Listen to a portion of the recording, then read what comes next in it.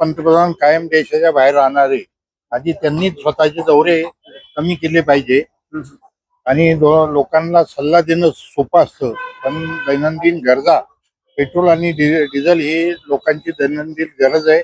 सध्या शेतीच्या तयारीचा आणि शेती तयार करण्याचा सीझन आहे. शेतकऱ्यांचं सगळ्या शेतीसाठी तयार करण्यासाठी डिझेलची अतोनात आवश्यकता आहे. आणि जर डिझेल कमी वापरा, इंधन कमी वापरा असं जर केलं तर सर्व आपल्या देशातील शेती पडीत पडेल. आणि अशा वेळेला इंधन उपलब्ध करून देण्याऐवजी त्यांना लोकांना आव्हान करतात की इंधन कमी वापरा.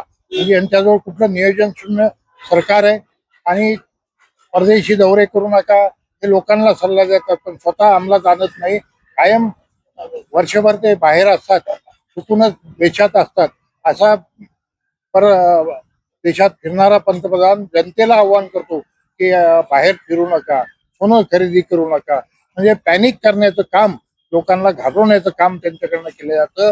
देशात ते आणीबाणीची परिस्थिती आणि एक लॉकडाऊनची परिस्थिती निर्माण करण्याचं आणि जनतेत धपाट निर्माण करण्याचं काम आपल्या देशाच्या पंतप्रधानांना केलेलं आहे.